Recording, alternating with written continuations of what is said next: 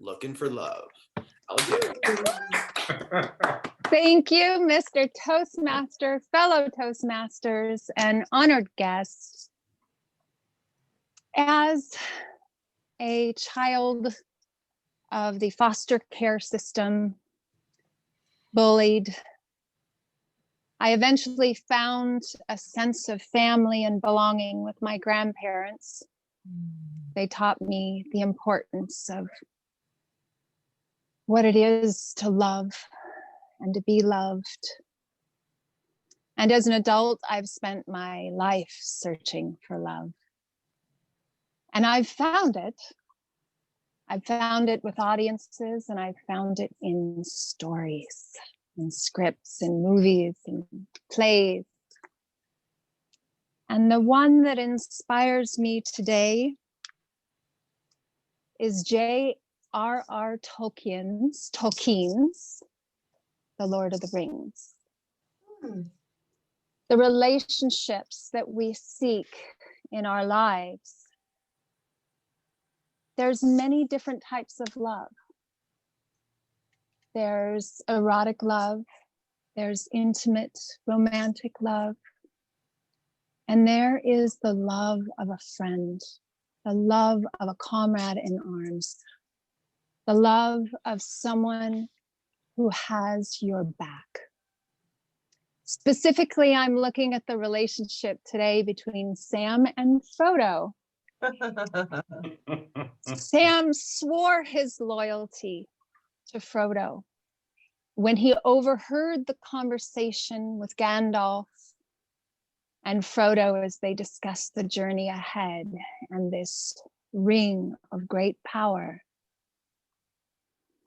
J.R.R. Tolkien created this story based on his comrades in the war to end all wars.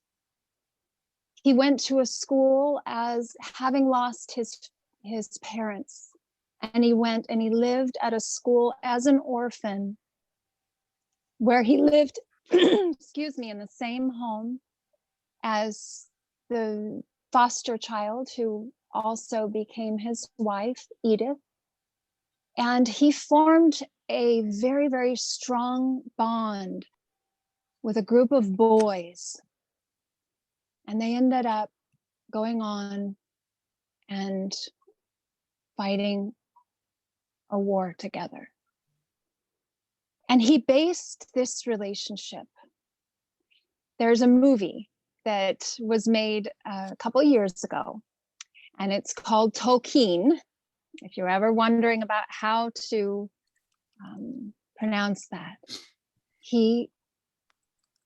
they explore the Fellowship of the Ring and where the foundation of that film was founded. And they made a pact. This is true. They made a pact to change the world through art. And that is where we find the 9 members of the Fellowship of the Ring. And they are on a journey and a quest to take this ring, the one ring that rules all the rings of the land, and destroy it in the lake of, in the lake.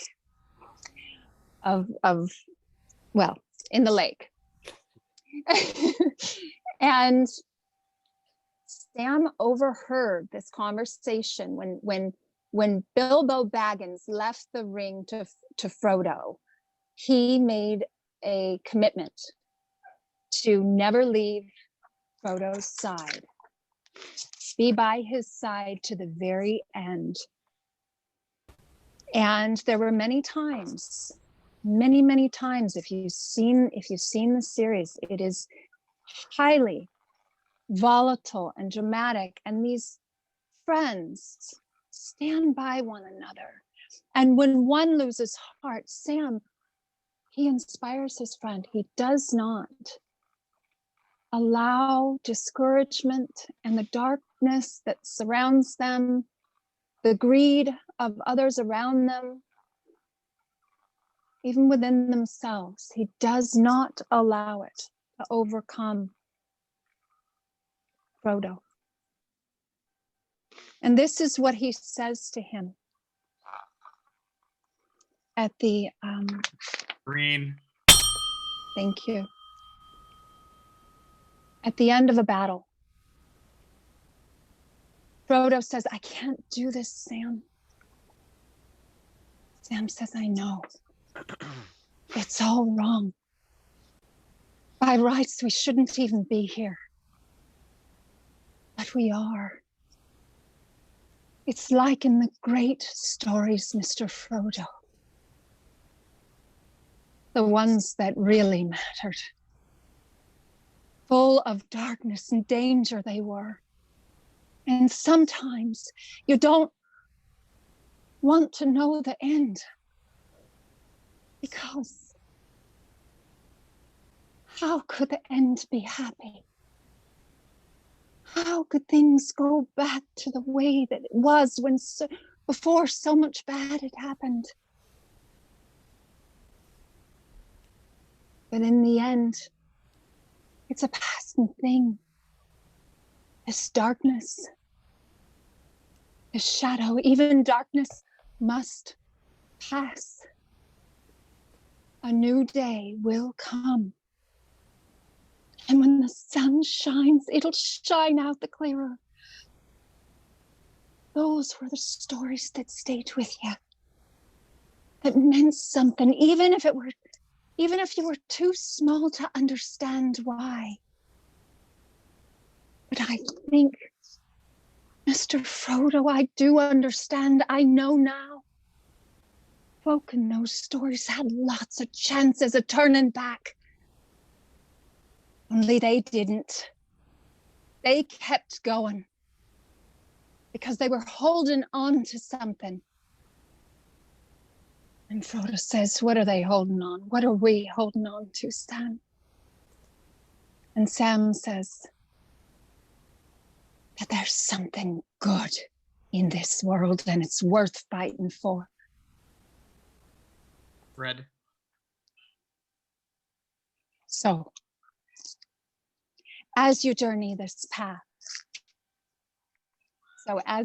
this path with your comrades, your fellowship of the ring, your fellowship that you surround yourself with those you love, your friends and comrades, please remember that there is good in the world and it's worth fighting for.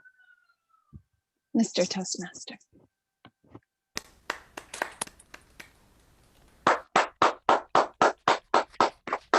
Yes, thank you, Alexandra.